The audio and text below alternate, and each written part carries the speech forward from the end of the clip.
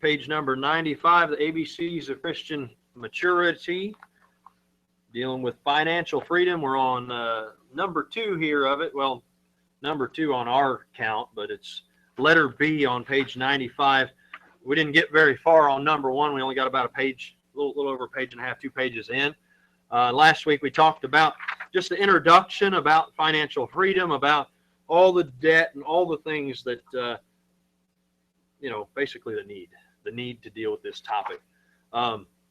Then we talked about the aims. Well, the first aim or the first goal that we talked about last week was the goal to be rich toward God. Our motive, our primary motive, our first motive is to be rich toward God. We talked about what that means, to not have covetous, to be content with the things that we have, to be givers, not takers, and so forth, and to be rich in good works, be rich. We understand the gospel is that our giving and our work toward the Lord is primarily to reach those without, and so forth. As you look down through the points here, we had warning against covetousness. Jesus contrasted the pursuit of earthly wisdom with being rich toward God. And then we also saw the instruction to be more concerned about laying up treasures in heaven as opposed to earthly wealth. We talked about God blessing the scattering of wealth rather than the gathering of wealth. Then we also saw that God blesses the liberal soul, and we talked about what that means. The true godly liberal is liberal with their own possessions, and the political liberal wants to be liberal with your possessions. And there's a contrast between the two. Of course, you're liberal with what you have, not with what someone else has. And then we looked at Barnabas's example. We looked at the fact that it's possible to have liberality without great wealth. With the Thessalonians did that. Those of Macedonia showed the example in their poverty. They were able to give. And then we talked about the enlarging. It says the giving of God's people enlarges or enables or enhances the gospel's reach in the regions beyond. And then, as I said already, to be rich in good works. So that's just a quick little review of goal number 1 of the aims of financial freedom. Now we're going to look at goal number 2, and we'll see how far we get in our allotted time this evening. Actually, I don't think we're going to get much further than the 3 goals tonight. Hopefully we'll get the second goal discussed, and then the third goal, and then we'll probably stop and we'll deal with the antagonists of financial freedom beginning next week, Lord willing. So let's look here at what he says here on the goal to be content, or the measure of our faith. Goal number 2, the goal to be content. One of the most difficult things for any Christian is to be content, especially under the pressures of a materialistic society. When you get, we get mail. I mean, I think every day there's something in our mailbox about, buy this thing.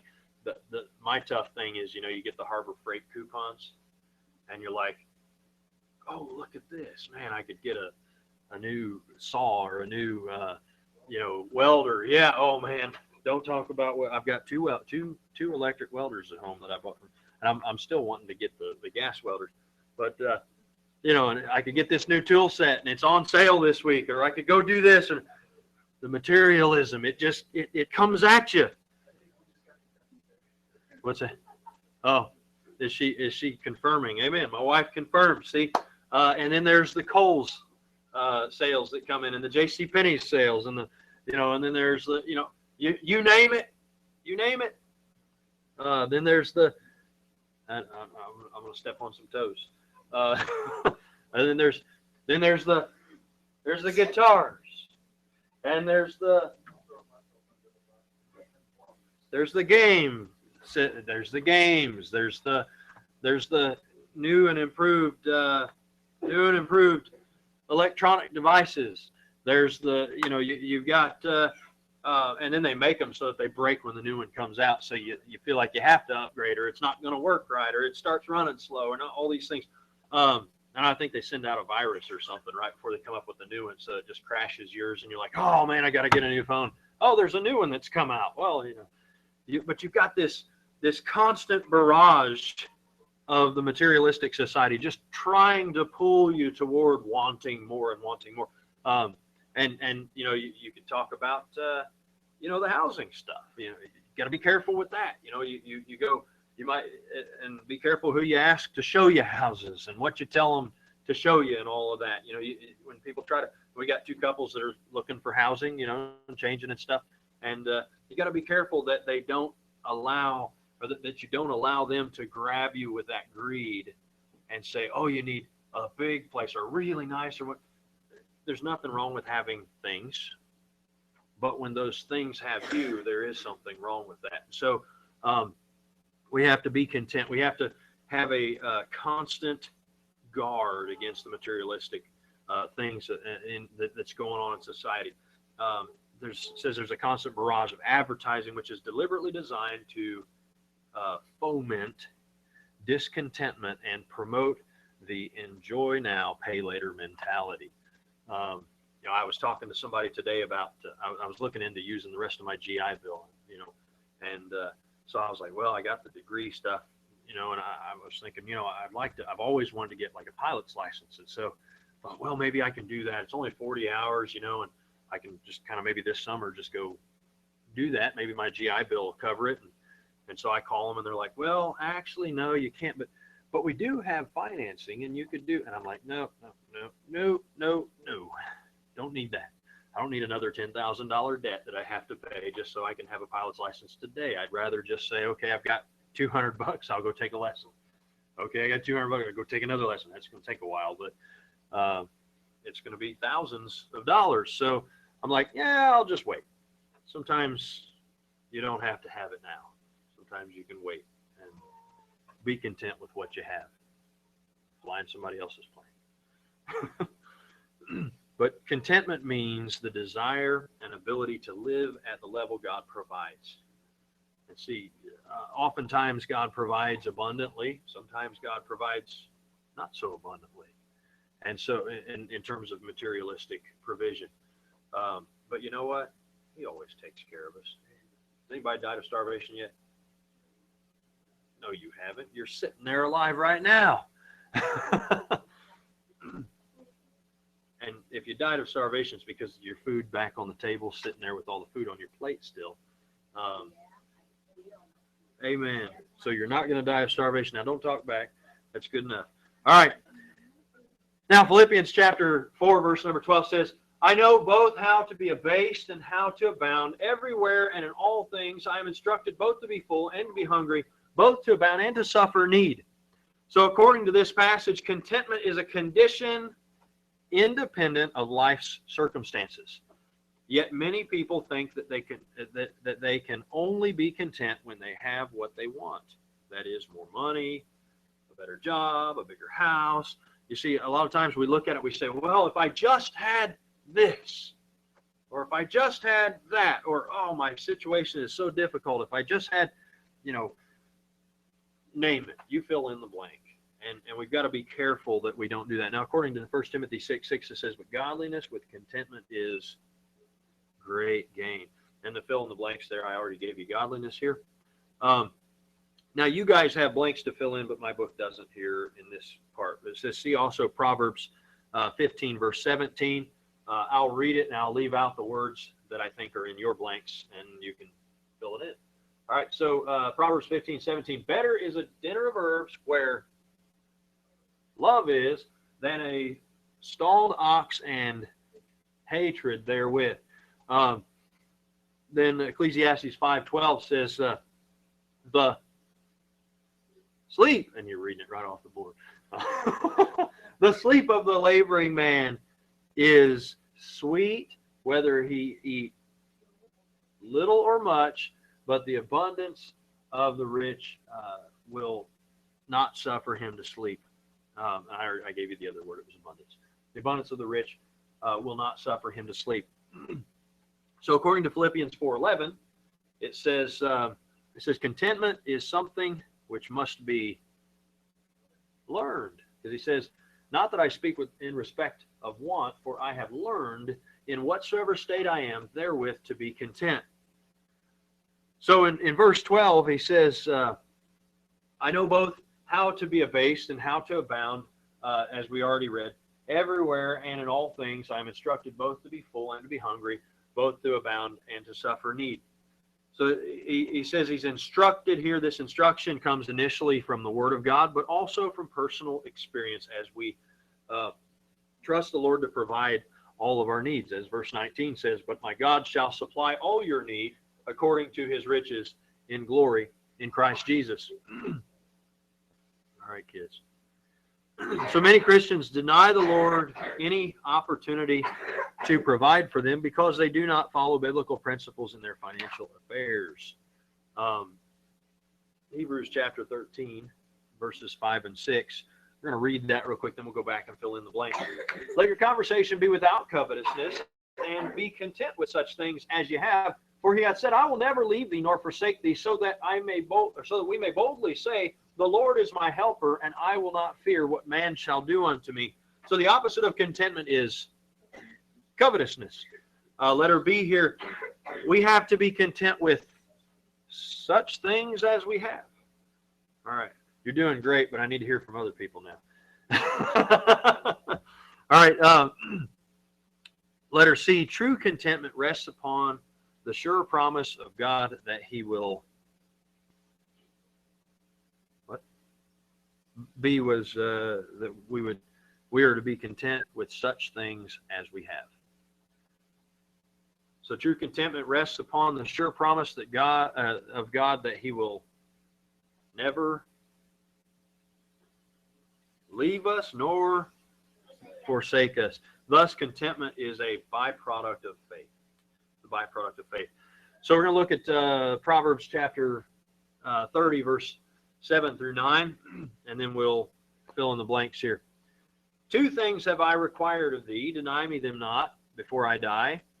Remove far from me vanity and lies. Give me neither poverty nor riches. Feed me with food convenient for me, lest I be full, and deny thee, and say, who is the Lord? Or lest I be poor, and steal, and take the name of the Lord my God in vain.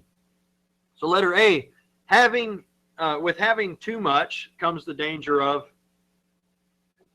denying the Lord. And he gives a passage there of an example here, Deuteronomy 32, verse 13 through 15. He made him ride on the high places of the earth that he might eat the increase of the fields, and he made him to suck honey out of the rock and oil out of the flinty rock, butter of kine and milk of sheep, with fat of lambs and rams and of the breed of Bashan, and goats with the fat of kidneys and wheat, and thou didst drink the pure blood of the grape. That sounds good. All that just sounds good. I had some good chicken for dinner though, so it's all right. Verse number 15. But Jeshurun waxed fat and kicked. Thou art waxen fat, thou art grown thick, thou art covered with fatness. And he forsook God, which made him, and lightly esteemed the rock of his salvation. You see, he had a lot, and with having a lot is the temptation to deny the Lord. That doesn't always happen, but it often does. It often does. Letter B, the problem with having too little, as we saw in our text, is the danger of taking the name of the Lord in vain, dishonoring God by stealing. So our goal number 2 in this study, remember, goal number 1 is to be rich toward God. Goal number 2 in this study is to be content, regardless of our circumstances, regardless of what's going on outside of us, regardless of all the turmoils of life and the difficulties and the bills that need to be paid and all of those things. Regardless of all of that, regardless of the barrage of greed and the barrage of the materialism and all of those things that are happening, regardless of all of that, we're to be content toward God. We're to rest content in what he has provided. So, goal number 3. And I think we will just finish with goal number 3 here, and maybe we'll have a little discussion as well with it. But goal number 3 is to be debt-free, and that's our responsibility. The Word of God does not teach that borrowing money is a sin. However, it certainly discourages going into debt. for the following reasons. And we'll probably, we'll probably spend a little time discussing this. But number one, Psalm 37, verse 21, the wicked borroweth and payeth not again, but the righteous showeth mercy and giveth. So our blanks, the wicked borroweth and payeth not again. So he says, therefore the righteous saved have an implicit obligation to repay all debts. Exodus 22, verse 14, and if a man borrow aught from his of his neighbor, and it be hurt or die, the owner thereof being not with it, he shall surely make it good. And then the next passage here for number 2, it says, according to Proverbs 22:7, we're going to go ahead and just read it down here, and I'll leave the blank out and see who's got it. The borrower is servant to the lender. So the truth of this scripture is best seen in the page or two of fine print incorporated in loan agreements. Anybody ever read the fine print in the loan agreement? Anybody ever have a loan agreement in front of them? Usually it's like, oh yeah, that stuff just says you'll pay your bills. Oh, okay, just sign here. Now that stuff says you'll pay your bills, and if not, here's what's going to happen. When you signed up for a bank account and you signed something, amen, you signed saying, I agree to these terms, and they got them all written out.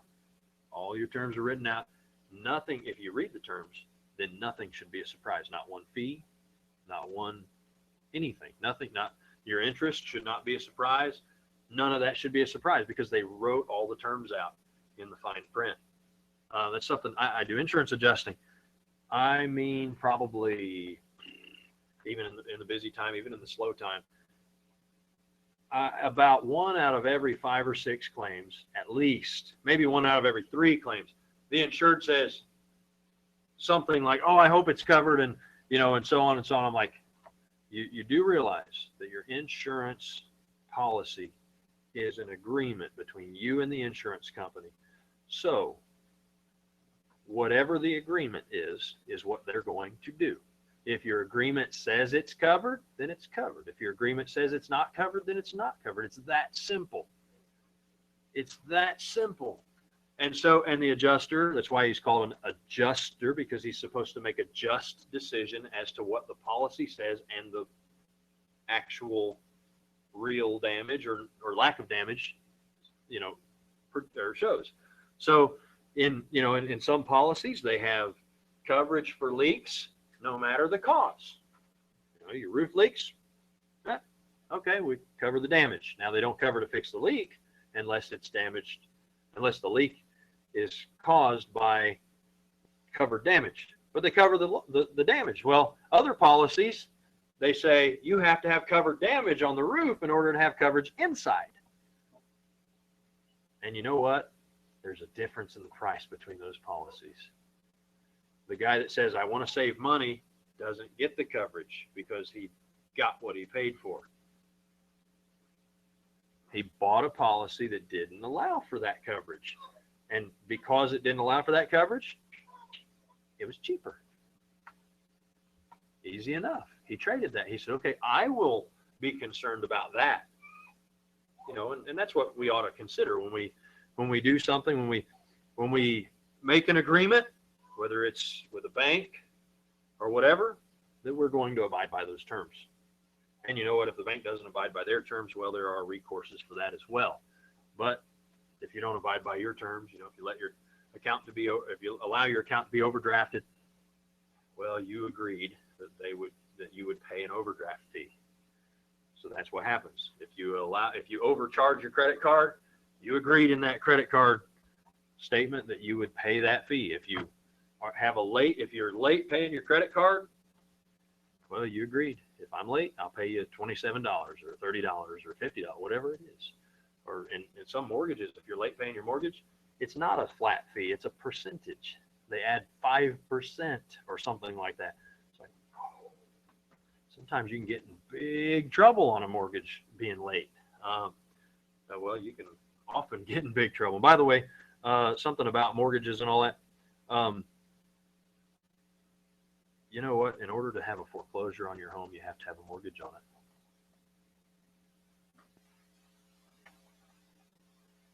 I've never heard of a Has anybody ever heard of a foreclosure with somebody that doesn't have a mortgage? No. All right. So, anyways, by the way, I do have a mortgage on my home. I'm working on paying it off. Yes, sir. What? Foreclosure and mortgage? Well, I mean, it's kind of a funny little joke. You can't foreclosure is when you didn't pay your mortgage and the mortgage company says, I'm taking your house.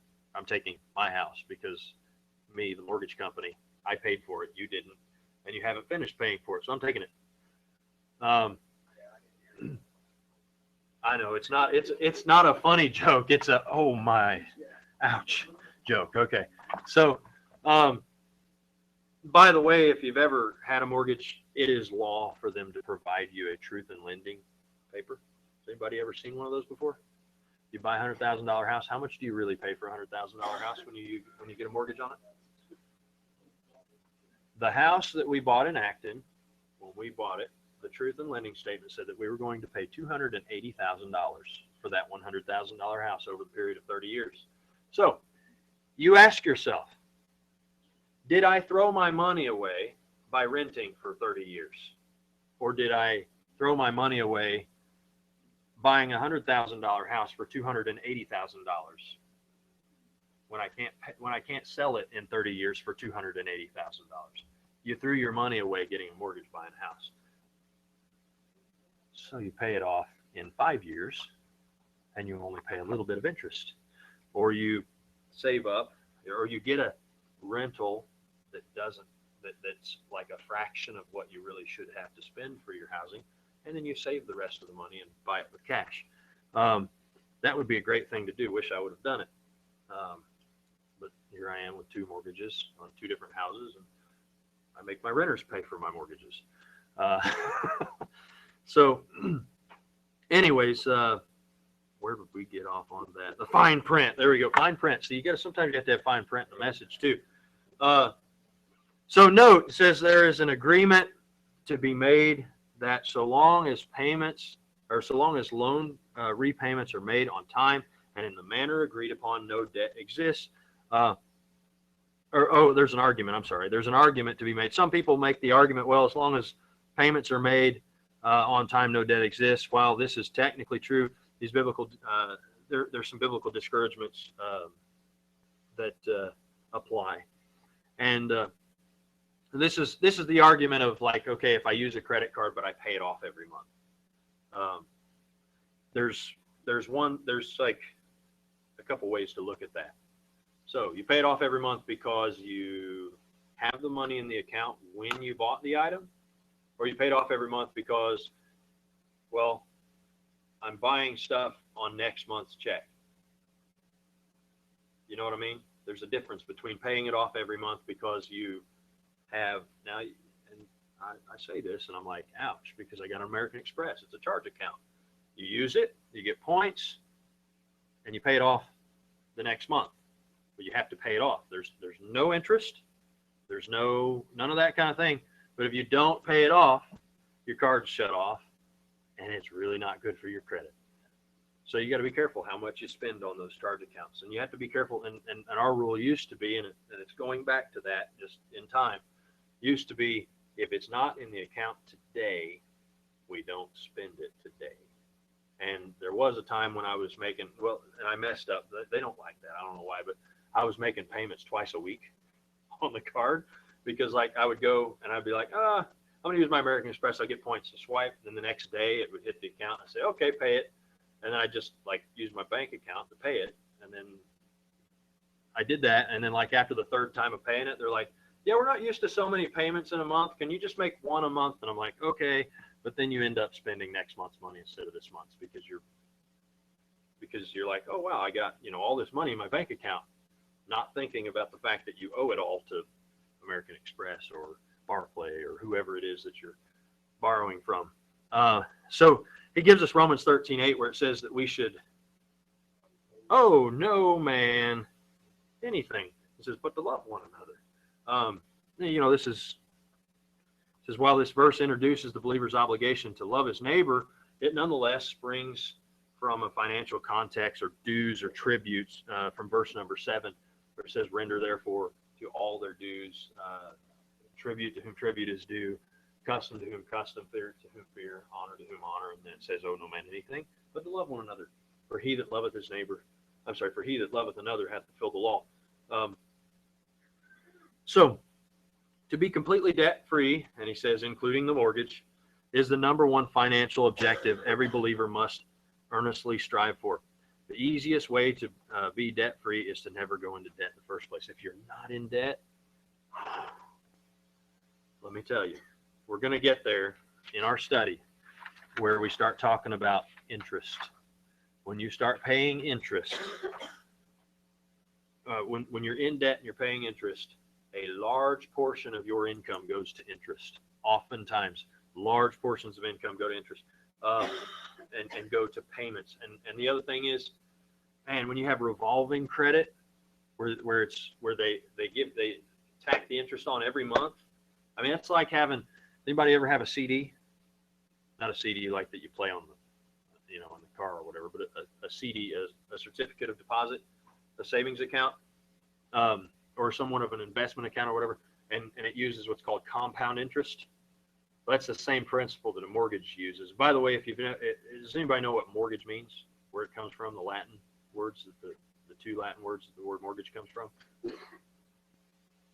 What's that? What do you say? No, mort. Anybody ever heard of mort? Like mortuary or mortician or something like that? What does that have to do with? It has to do with death. Mort. It's it has to do with debt, or mortem, or all that all has to do with debt. And Gog, or it's actually it's for the word grip. The mortgage is actually a death grip. That's where the concept comes from. It's got you. And have you ever looked at an anybody that's ever thinking about getting a mortgage, look at the amortization table. Fully educate yourself as to what you're doing. Okay. And what I did, just for fun, maybe not so much fun, but just, it was a numbers. I'm a numbers guy. I made an amortization table on Excel spreadsheet. An amortization table is a table that basically figures a 30-year period for a loan to be paid off at the end of the 30 years, or if it's a 15-year or whatever it is. It figures what the payment's going to be, and then what portion of that payment is going to be principal and what portion is going to be interest. And so as you go from the beginning, and if you ever look at an amortization table, you're going to see that your 30-year mortgage, your first 5 years, you're paying almost pure interest. And you know how you kick that real hard? Make extra payments on principal all that time. And that starts bringing the principal down. But until the principal hits a certain point, you're not even touching the debt. You're just paying interest. You're just paying interest.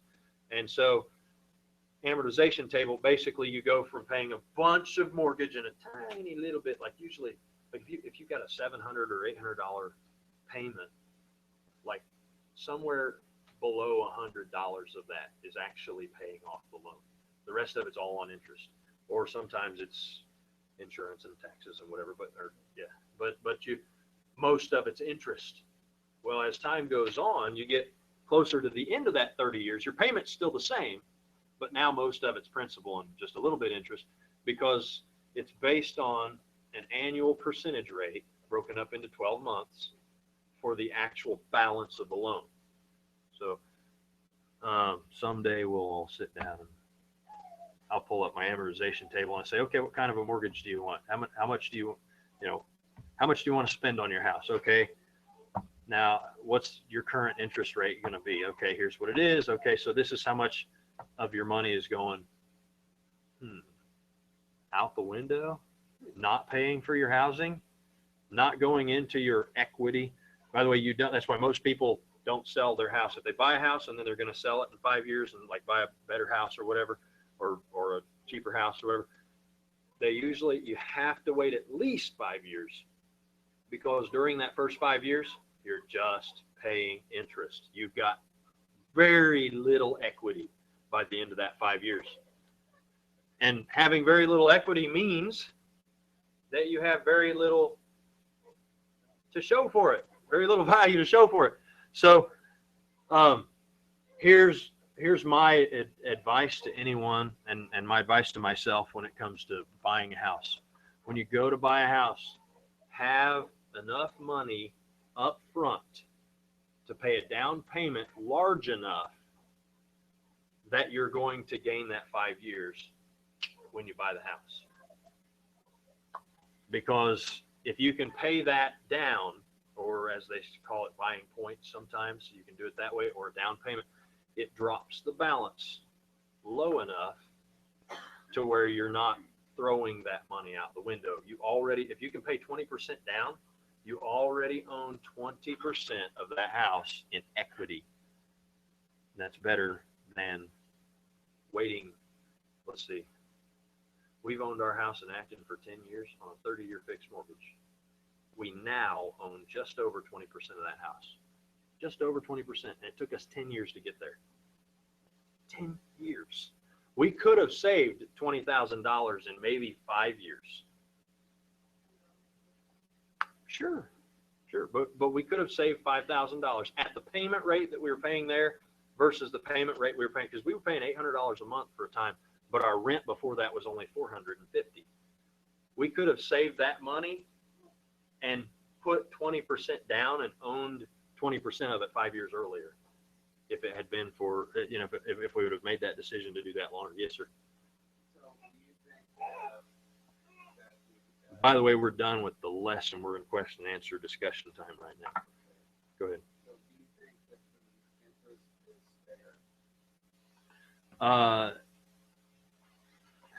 Fairness isn't the question. Did you agree to the agreement is the question. Whether it's fair or not is dependent upon whether the two parties agreed to the agreement. If you go into it, that's why they have the truth in lending papers. The law requires truth in lending so that you know what you're getting into.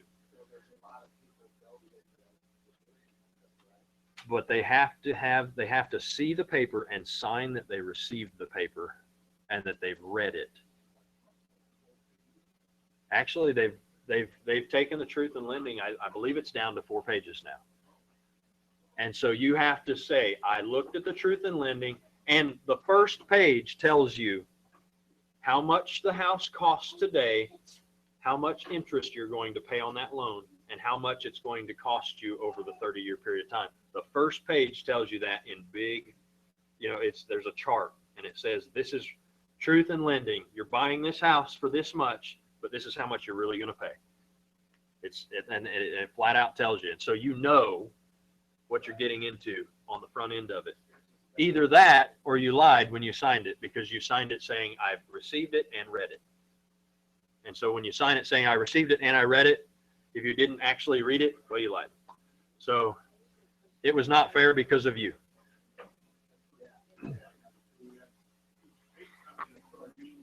Yes. Oh yeah, but part of your part of your, like when you're going, like you have your pre-financing or whatever, that you get pre-qualification for financing. Once you get that pre-qual, and then you make an offer on a house, and then they're putting together your package before the closing date, they have to present to you a truth in lending form that's separate from everything else that you're doing. And so that truth in lending form basically lays it all out and says, this is what you're actually going to spend. And so now, how many people look at that and say, oh, well, never mind, and back out? Well, most people don't, because they're like, I have a contract with the other homeowner that I'm going to buy their house in 30 days. Okay, I'll sign the thing. And then, they're looking for a way out. Don't ever buy a house upside down. Don't pay more for a house than what it's worth. And zero down sounds great. And you know what? I love it. I bought both houses 0 down. But you know what? It's not great. 0 down means mortgage company says, we'll pay for that for you. Don't worry about it. But what you don't realize is you're paying for that.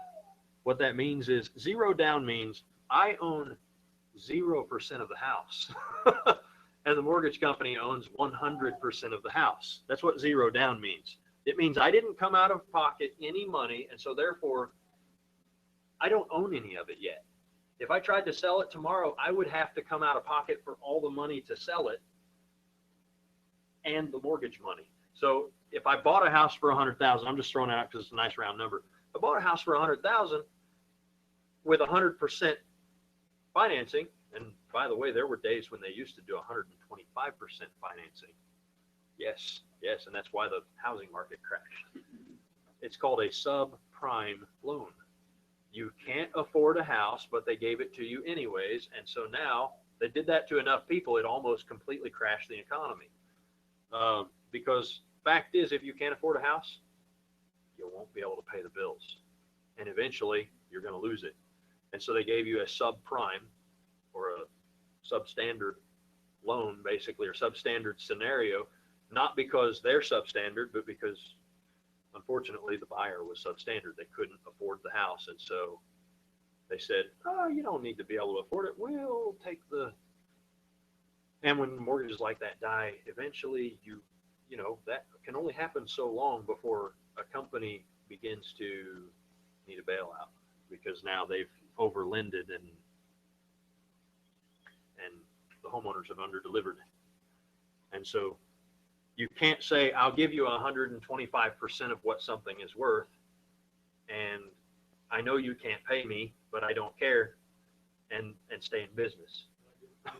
Right, exactly. Well, a lot of that, yeah. And, you know, and we could go into, like, you know, whether or not we should, as a nation, push for the prosecution of the people that were involved in all that, but that's a whole other story. Right. No, it wasn't just AIG. They used to have laws that did not allow that kind of stuff. Somebody, or not somebody, but a lot of somebodies voted through laws that opened up the ability for the companies to be able to do that. Yes, sir. We did a good thing when we built the house over on Campbell. They wanted to sell it for $150, and we wanted it for $130, and we put $30,000 down. So, You got it for $130 and put $30 down. Yeah. That was a good choice. That was a good choice. If a house's market value is $150,000, and you can get the price down to $130 and then put $30,000 on it, you owned $50,000 worth of that house the day you moved in. You owned 1/3 of that property the day you moved in. You didn't throw your money out the window at that point. Now, you could have sold it the next day and gained probably 15 grand off of it if somebody was willing to pay the 150. Yeah, that's a good situation.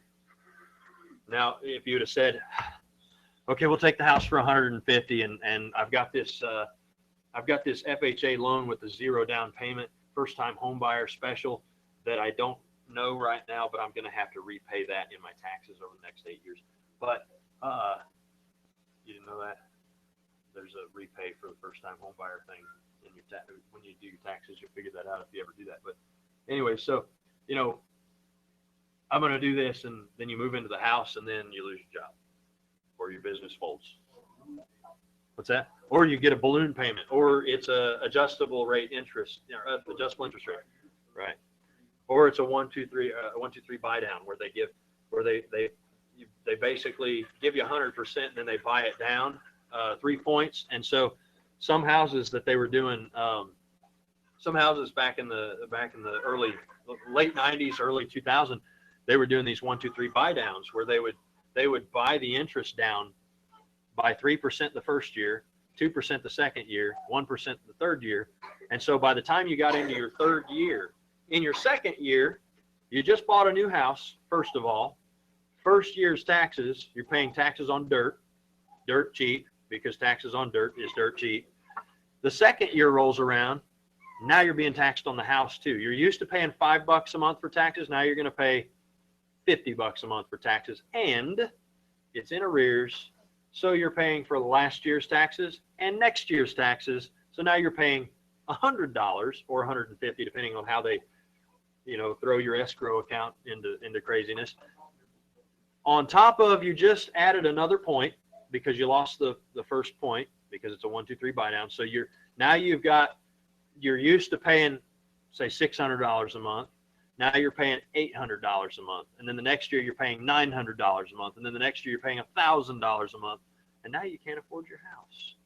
We almost lost our house in Acton because they went from, no joke, it went from $600 a month to $1,200 a month because of the taxes, and the taxes were like crazy change between the two, because for some reason the homeowner, or the what do they call it, no, not homeowners association, that's a pain too, but the home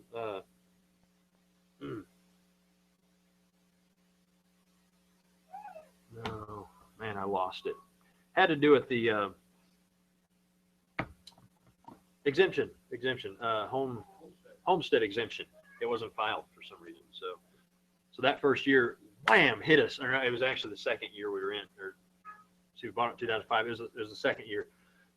Hit us, and they were like, pay $5,000 or $1,200 a month for the next year. I was like, So I filed my taxes real quick and got a big return, and I was like, keep the house, sent the whole return to the bank, and paid off the arrearage, and then it went back to, it was still higher than it was, it was it was 700 after that, but I don't know how, but somehow it's down to like 5 something now, but we refinanced, I think, so. But anyways, those are some things. We'll talk about more of that as we go on through here. Any other questions or comments on any of that? I know he's going to talk a lot about don't get a mortgage, don't get a mortgage, don't get a mortgage. I'm going to say, if you do, I mean, you got perfect scenario, don't get a mortgage.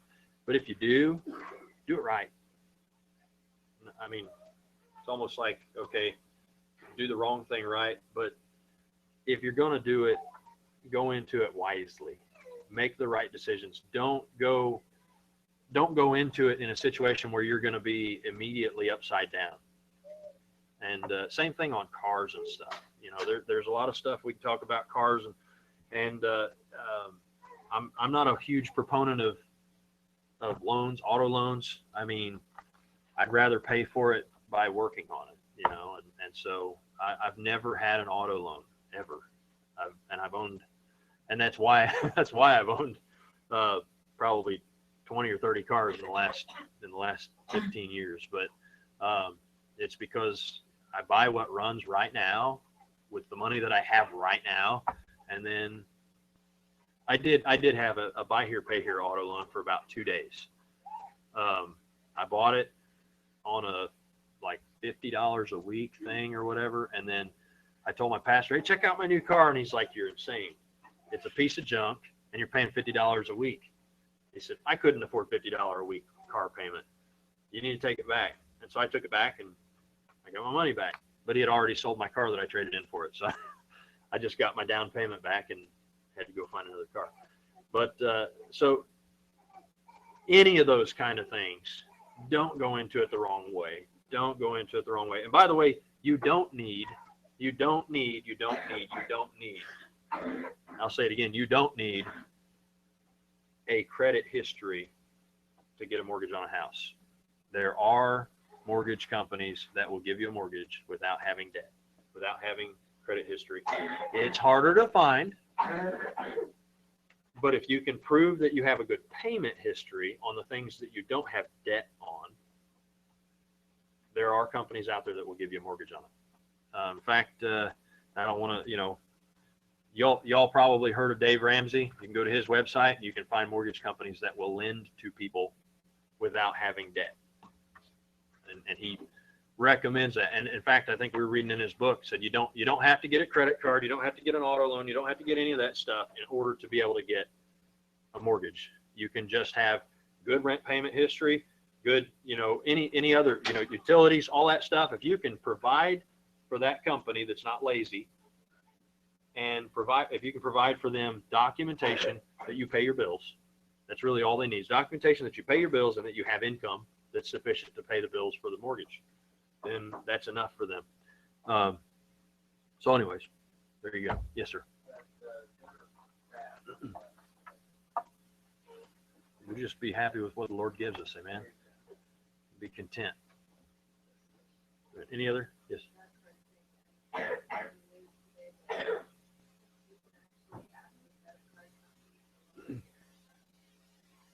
Yes. Yes. You know what? You can call the credit card company and ask them to increase your limit, which is not a good idea. Some credit card companies do it automatically, and they send you a letter in the mail and say, hey, good news.